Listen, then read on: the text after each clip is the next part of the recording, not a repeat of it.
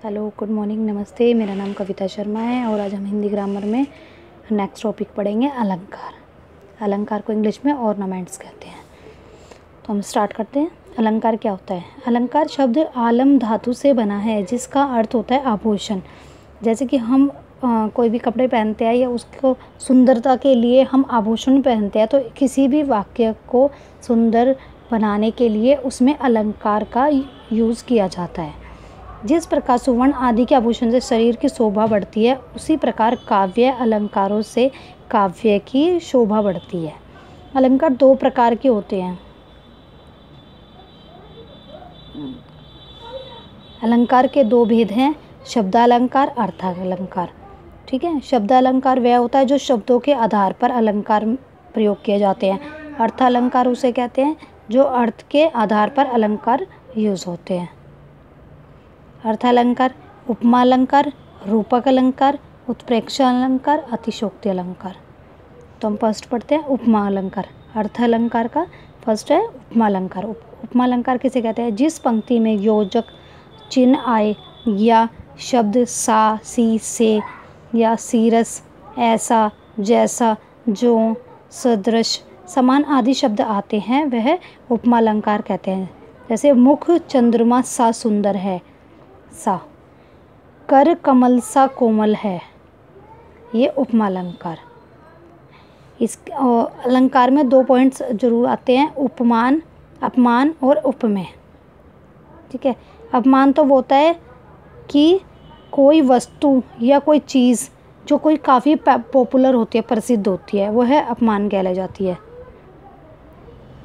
लेकिन उपमेय वह होती है जिसमें हम कोई साधारण वस्तु की तुलना कर रहे हैं या कोई साधारण वस्तु, जैसे कि हम कहते हैं कि वह लड़का क्रिकेट खेल रहा है, ये आ गया अपमेय। जैसे राम क्रिकेट खेलता है, ये आ गया उपमेय। लेकिन हम कहेंगे विराट कोहली क्रिकेट खेलता है, तो वह हो गया उपमान। ठीक है।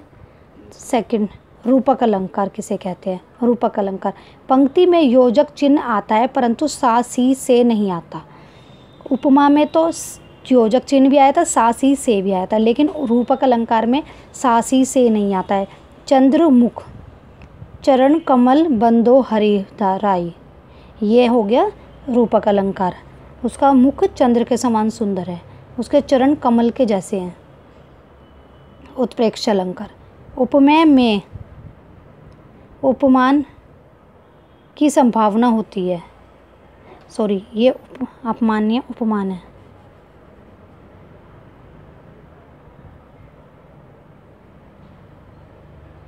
उपमान वो हो गया जिसमें कोई प्रसिद्ध वस्तु या चीज़ का या किसी व्यक्ति का वर्णन किया जाता है। उपमेय होता है साधारण वस्तु का।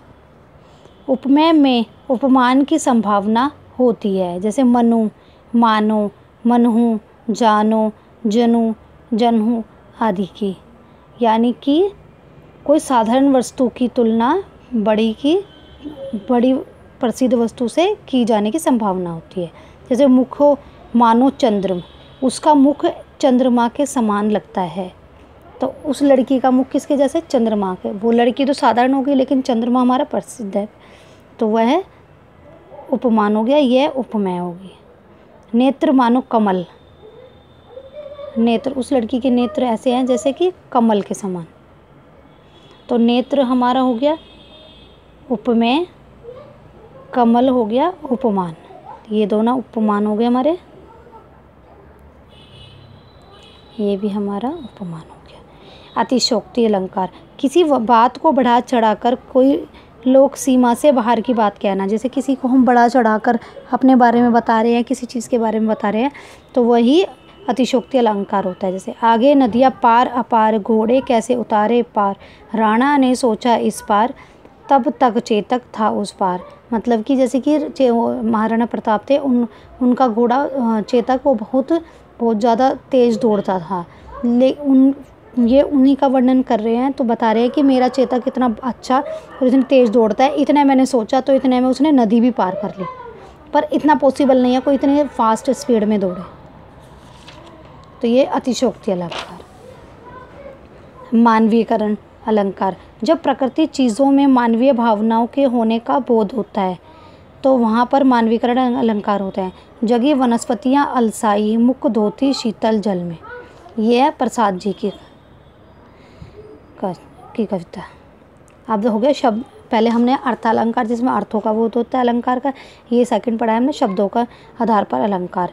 यमक, श्लेष, वक्रोक्ति, अनुप्रास, विप्सा, ये हमारे अलंकार शब्द अलंकार है। फर्स्ट पढ़ेंगे यमक, शब्दों की आवर्ती जहाँ एक बार एक शब्द से अधिक बार प्रयुक्त होती है और उसमें के अर्थ अलग अलग होते हैं। यमक अलंकार वह अलंकार होता है जिसमें एक ही शब्द कई बार आता है लेकिन हर बारी उसका अर्थ अलग होता है।